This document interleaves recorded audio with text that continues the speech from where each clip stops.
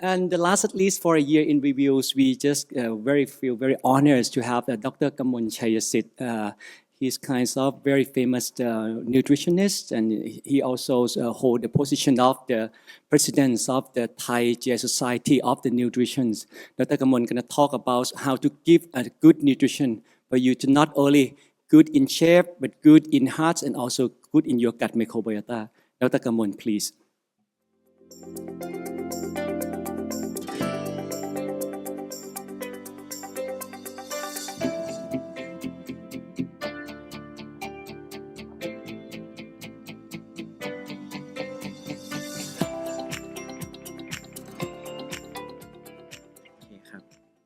Good morning, everyone. To be my honest, that I have chance to speak in this session. I share my experience about the nutrition, and normally I work and practice about the integrative nutrition with the cancer who interesting in about the longevity.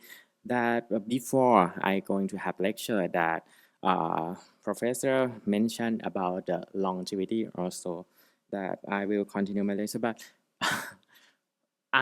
before I send my slide, I think that I have 40 minutes for lecture, but I just realized today that I have only 20 minutes. That's why my lecture will be a little bit fast for cover the topic. Okay, the nutrition and gut microbiota is quite very related. That if you would like to create the ecosystem about your gut for healthy about the probiotics in your gut, you need to receive the good nutrition, good food for boosting up your gut. But the question is, how can you go through the direct way with the good nutrition and good food? Because of nowadays we have the concept about everyone maybe not need the same nutrient, because of we need something that's precise about the nutrient that we have to digest it and eat it and treat your gut microbiome. That what about the nutrition, not only the nutrition, because of today we know about not only the nutrient, some of the hormone that affect your gut microbiome. Not only the hormone, sometimes your sleep it related to your gut microbiome. That's why it's the not only the food, it's lifestyle. It can impact with your gut microbiome. And when your gut microbiome it have the impact, they will create some signal to feed up to your brain, that you can feeling that someday that you have lack of sleep, and then when you wake up, when you pass the stool, it's very hard to pass the stool. Your gut like something like a feeling butterfly in your stomach, maybe, and you have the bloating in your gut. Not only that, you will feel have the brain fog or like this. That's why we think about the research it's going to about the gut should be linked to something about the gut and the other organ. The first one that they talk about the nutrition about the gut microbiome is fiber.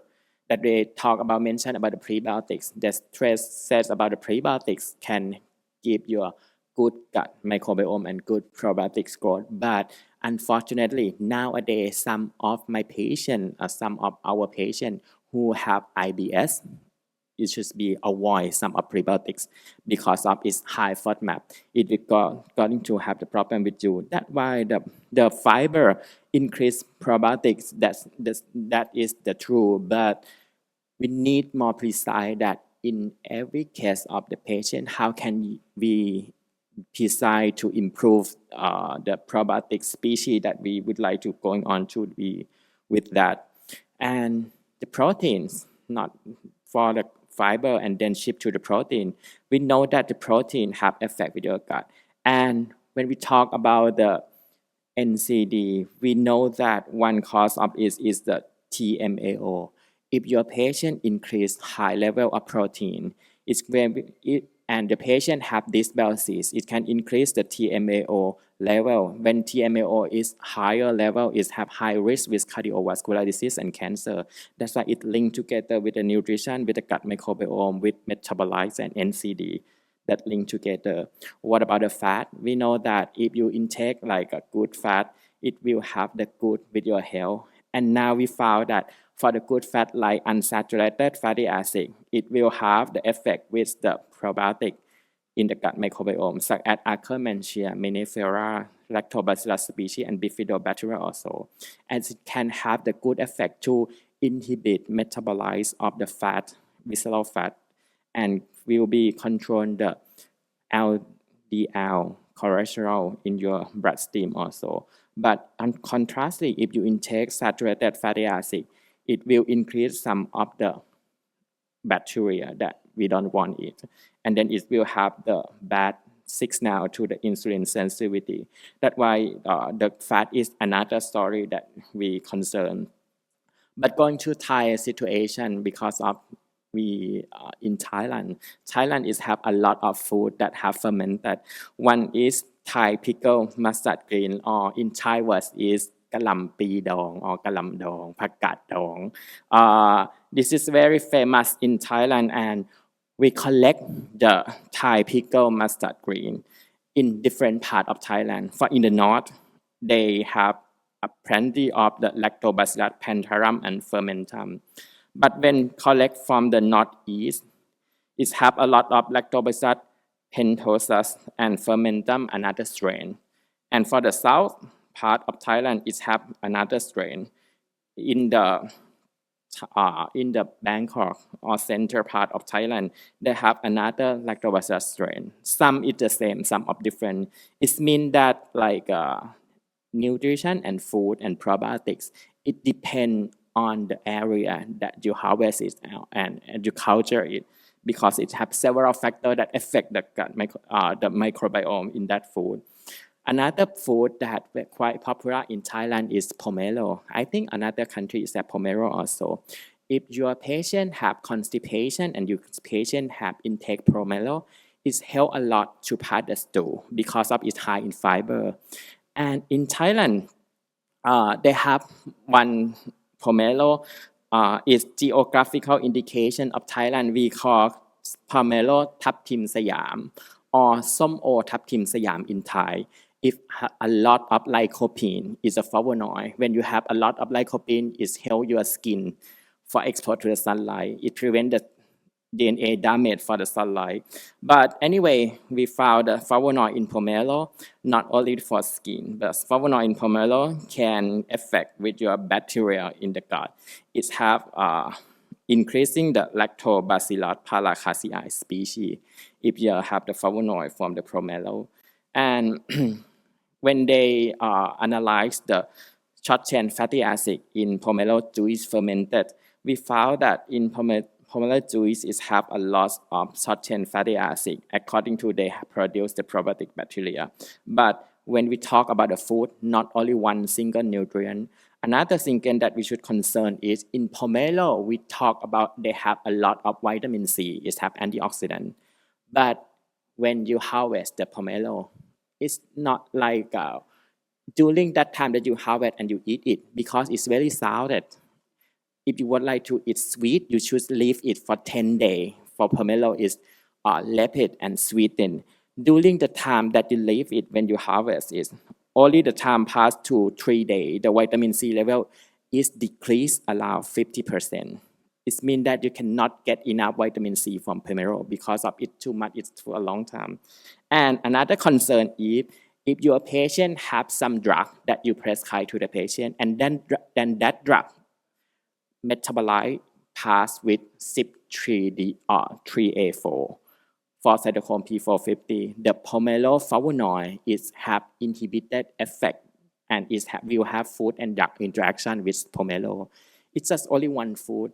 Not only concerned about the probiotics, it have a lot of nutrients that you should concern. Just only one single food that I have for the example. Another food that I would like to mention is about the morning coffee. The coffee is the beverage, the very, very beverage that almost people love it, like a morning beverage for everybody to starting the day. Drinking coffee in the morning is synergizing with the gut motility. Some of the patients will say that if they drink the coffee, they're very easy to pass the stool and go to the toilet in the morning. They need some caffeine to dry it. And the things about if the coffee have something to the gut movement, is that it come from caffeine or not. Then they have study about the energy drink because energy drink have caffeine, but it not the natural way. It's synthetics and add up some of vitamin and some of caffeine inside that.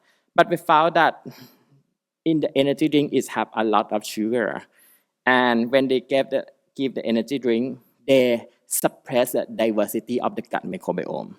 It means that it's not good because of its low diversity when you drink of energy drink. Not not like you drink the black coffee. In the black coffee, it will promote the gut microbiome diversity because it have the flavonoid in that it in the black coffee. Not only that, they forgot to one probiotics that in the gut microbiome because of in Thai when the patient come to the clinic and test the stool, we found that normally the Akkermansia is have low level in the patient who have like a symptom with the gut. And they found that if you drink the coffee and black coffee more than 2 or 3 cups per day, it will increase the number of the gut, number of the probiotic like Akkermansia. They will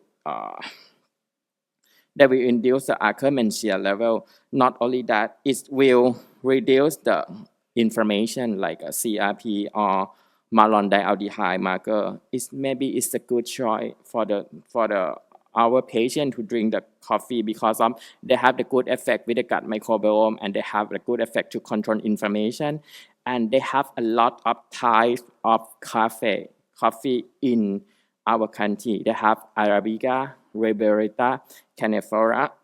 Different coffee strain and species have different active nutrient also. Normally, we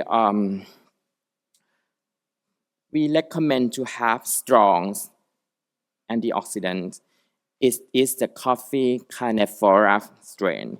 We found that in Vietnam, in Brazil, Indonesia, and Africa, but we don't have the data in Thai coffee that it have the high number of chlorogenic acid or not. Then I have another issue that we concern. We know that the coffee is have something to have the good of gut microbiome and reduce inflammation. But some research said if you drink more than 3 cups of coffee per day, it will rising your homocysteine level and it will affect with your cholesterol level. Why that? We found that in coffee, they have one substance we call diterpene. Diterpene in coffee, we have 2 active things is carvesol and caffeol. It's 2 different diterpene in the coffee. If you have high level of diterpene, it will rising your LDL cholesterol. That's why when you drink a lot of coffee, it will affect with your cholesterol level. And how can we manage it? Because of before we talk about you need allow 2 or 3 cups of coffee per day for increased Akkermansia. But if you have diterpene, it will affect with your cholesterol level. They have interesting research that we found that if you drip pass the coffee method by drip past the filter, the paper of the filter will trap the diterpene, and then the coffee when pass the drip, it doesn't have diterpene. It have only antioxidant. This is the process that you have to do to enhance your diterpene. But this guy is Korean guy. I put the picture of the nice guy because when the nice guy, you saw the picture of nice guy, it will relieve stress. When stress is relieved, the gut microbiome is good. Because of if I erase the main picture, you will see only the number and very boring table. That's why I put some guy. ดูลูกผู้ชายแล้วจะจิตใจดีนะครับก็เลยใส่มาจะได้ไม่เครียด and probiotics food in several different country, they have several different food for have enhanced probiotics. In German, you know that the sauerkraut is very good because of the study about the probiotic in sauerkraut, and they have the research about the sauerkraut. And they found that the sauerkraut contains a huge amount of lactic acid bacteria and many Sorry, that distract my concentrate that I saw my guy picture in my slide. But it have several vitamin in the sauerkraut and very less calorie. Another picture is very nice picture because of in the study in Korean kimchi. The Korean kimchi they have several probiotics in kimchi, and the kimchi probiotics it can prevent the Parkinson or Alzheimer that because of it have got connection with the brain connection. But I don't go too deep detail about which probiotics, but because of I just brief an idea because I have just only 4 minutes left. Another is Professor Francis mentioned already about the natto.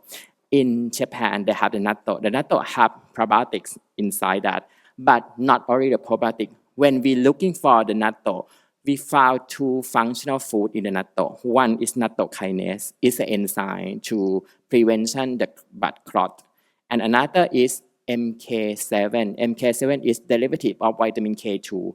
It boost up the bone and prevent the arterial plaque. They have several studies about the MK7.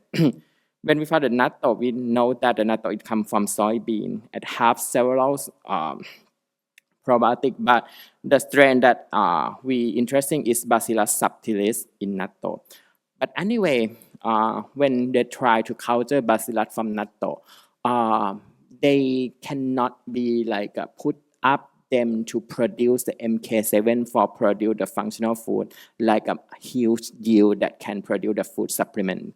That's why they try to manipulate it or modify strain of the Bacillus for subseries type of natto. But luckily, I have the research in Thai natto. In Thai, we have the natto in Thai also, but in the north part of Thailand, we found the Bacillus in that also. But now I'm going to on the way to extract it and do it and found it that it is have producing the MK7 when compared with the Bacillus subtilis in Japan or not. But my research is not finished yet. When I finish, I will tell you that what did I found from my research. But anyway, I mentioned about natto kinase already. I have just only 2 minutes. And nowadays, when they try to register the natto kinase product or the natto product in Thai or in several countries, they have the problem about the standardize of it. I mentioned about the MK7 already because of MK7 is produced from the probiotics. Why they interesting in MK7 because of they have the epidemiology study that in the area part that high intake of the natto, they low incidence of heat fracture that they found that the pharmacological action is from the bone. But unfortunately, if you go to the shelf that sell the supplement about the MK7, when you test it, maybe you cannot find the MK7, you found only the starch in that because of MK7 is very sensitive with the light. When you prepare it and they expose the light more than 20 minutes, they go away already. And found that the capsule and the bottom it not it not protect the light. It means that when you put in the shelf, when the time pass by, the MK7 will gone away already. This is a very serious way that if you not control the process or packaging enough, the active ingredient will gone away. And as I mentioned about the Thai fermented natto or ถั่วเน่าของไทยนะครับทางภาคเหนือ they found a lot of bacillus species. This one is not soy. In Thai, natto is come from one kind species of soy, but in Thai what we call ถั่วมะแฮะ in Thai word is hard to pronounce in English language, but I don't know that in English it's called not can call by it, but I call it ถั่วมะแฮะ in Thailand. It have a lot of bacillus species in that part. When I talk about the soy, the soybeans is have like something like estrogen effect in our body also that you know that. But when you intake the soy, the isoflavone in soy is diazine. It needs some of probiotics to metabolize to equal. The equal is very potent estrogen effect. It means that if you have 2 patients, one patient have good microbiome and intake the soybean, then they will have the active ingredient. They will have the get like a high amount of equal, and then they will feeling that they have estrogen effect. But another patient who lack of probiotics, who not have good gut microbiome, when take the soy protein or soy isoflavone, maybe it have different effect according to the supplement needs some gut microbiome for metabolize it. Not only the soy, the ginseng also. The ginseng, the active compound of the ginseng needs some gut microbiome for metabolize ginsenoside to go to the good like potent mechanism of it. Sorry that my time is run out already. I will finish my lecture in this slide, but I hopefully for next year we can go into another slide again for next year. Okay, thank you very much.